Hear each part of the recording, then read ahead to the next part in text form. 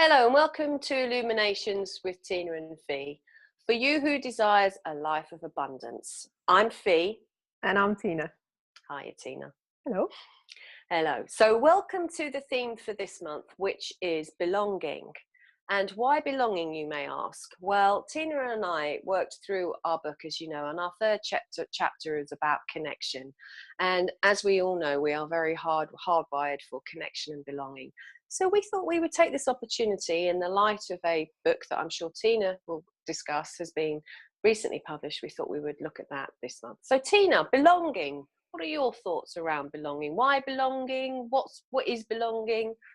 Oh yeah. So why belonging? Should we start there? As usual, what do I say? A huge subject, I say.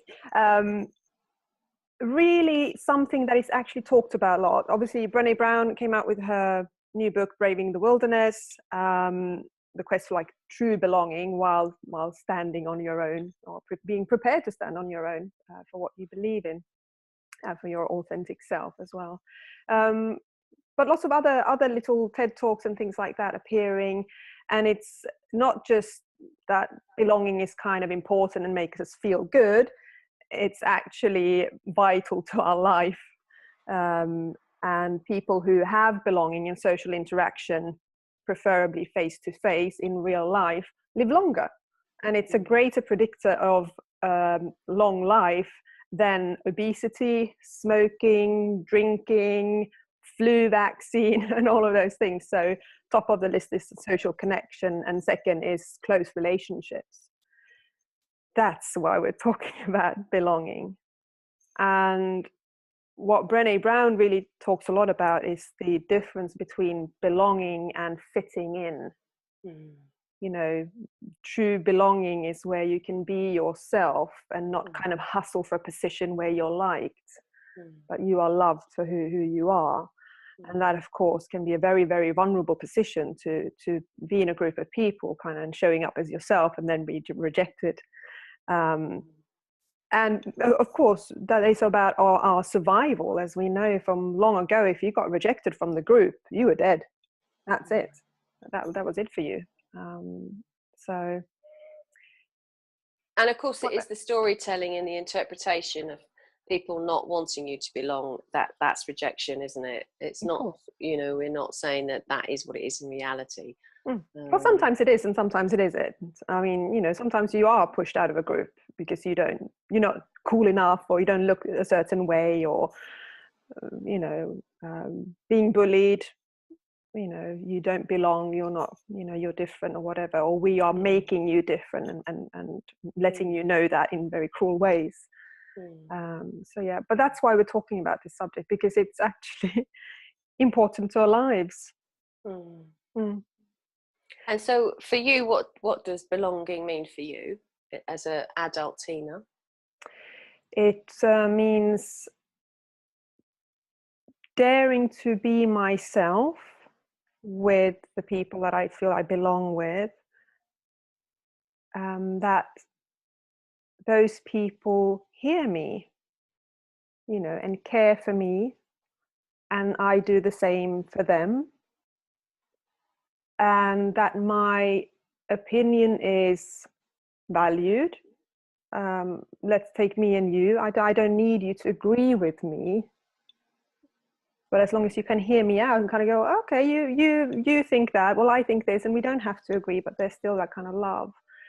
And it's that connection. It's that knowing that I can pick up the phone and call you at 4 a.m. in the morning and kind of go, Fi, I need to talk, or I'm in trouble. Fi, I just need to borrow £100 today. You know, and you'd go, not a problem. I'm here. I've got your back. I've got your you know, and I think Brene Brown talks about, you know, she was asking some kids about what's the difference between fitting and belonging, and I can't remember the exact story around this, but the kids knew exactly what it was, and they were talking about not belonging at school and just kind of hustling for that kind of fitting in. But somebody said that it is painful when you don't belong at school or somewhere, but when you don't belong at home, when your parent has got expectations of you that you can't live up to, you know, that they want you to be academic and actually, you know, you're an athlete, and but that's not valued at home, and therefore you don't belong to that family group, and how painful that is. So yeah. And what about you? What would you kind of say differently or add to that? Or yeah, I kind of was very touched by Brene's book and a realization that I always remember a quote that was very poignant for me when I was reading Thomas More for O level, which is now GCSE in the UK. And there was something around, and I have looked for it. So if anybody out there knows it, please send it to me. It's A Man for All Seasons. That's what the book is. And I could just go and buy the book, couldn't I? And it's about, there are those who run with the wolves and those who run with the hounds. And I know there's a book, Women Who Run with the Wolves, and I now put that together. I hadn't put that together. So I think Brene, she says, when she says something like, and I love it, when you get a taste of the wild, you know, it's kind of like when you try then to fit in, it's painful. And when I look back, I think really from quite young, I actually never wanted to belong to groups. And I always thought it was more my, even though I know I'm very sociable, my more introverted personality. But actually, I now realise I just never had any desire to go with the crowd. You know, I think probably because I was quite sociable, I think I got away with it. Although I was, you know, bullied at school for a variety of reasons, mainly because I didn't run with the crowd in a way at a certain age. What the girls and boys were, you know, doing socially, and I didn't want to do that. It never kind of bothered me in some way. It kind of didn't, and so that was really fascinating. And I realised when I heard her say that that's probably a truth of mine. And I think, you know, sometimes going with the crowd or thinking it's what I should do, parents speaking there, has probably caused me quite a lot of pain. And so, you know, she talks about being in the wilderness, just means standing on your own, and we you know, having certain, like if you've got people on your postage stamp like you and my partner and another friend or two, that's it. If I've got you, then I'm out there and I'm never, you know, not on my own. And she talks about, you know, and I love that bit, the Maya Angelou quote, you know, which is quite complicated. I'll never remember it, but I'll read it because it's a really, you are only free when you realise you belong to no place. You belong every place, no place at all. The price is high, the reward is great. And actually, it's that belonging to you, to myself. And I think that's what I've worked with, and it's felt like I've come home, you know. So yeah, it's really interesting because I never thought, I used to wear different clothes to what the fashion was, you know. I was in pencil skirts when everybody was Bay City rollers, there's an age thing, and I just hadn't cottoned on to that. So there was something about me that at some point I got a taste of that wild, being in the wild, and kind of kept choosing not to go there. And I'm thinking about some friendship groups I had trouble with when I was a young adult, not as in them, but in being part of this group, you know. It kind of, yeah, it was probably not, it's not where I genuinely like to sit, is part of, does that make sense? it does make sense. I'm a little bit like you. I have never also been a kind of like with the crowd, Yes. fitting in. I've Yes. wanted to belong, but I'm not on the condition of it's us against them or anything like that. Or if you are with us, then you are like this. And for that is, for me, is fitting in. If you're with us, then you will think this. There's nothing more lonely than feeling lonely when you're with other people. Yeah. You know, when you're kind of sitting going, loads of people around me, what the hell am I doing here? Yeah. So I understand that, and that the risk of then not being part of that is being in the wilderness and possibly be on your own. And I have been on my own, in different times in my life, been very alone. And that has brought with it a suffering, chosen or not. But that has been the price of not hustling for that fitting in, or needing to absolutely be part of a group. So I think my story is different from yours, but there's similarities in kind of taking that decision of. Yeah, because I actually think probably it's that lovely dark and shadow side. I think, you remember I said to you, my mum would say I was contrary in some ways, but actually what might that be?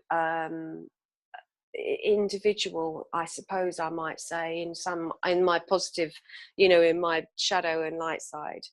And so I suppose part of me, it kind of, it didn't want to. So I felt a little bit more comfortable, if I'm open about that, being not part of the crowd. Yeah. I didn't realize this until I was thinking about it.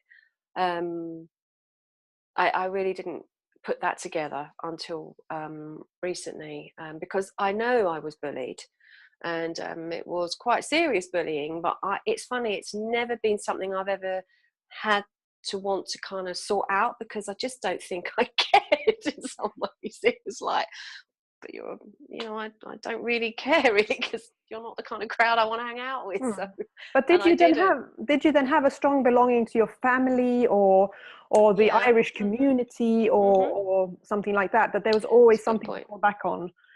So I suppose that's true. So when we talk about, she says, belonging to yourself, if anybody, I think we talked about this, said to me, who are you? Irish would always come up first for me.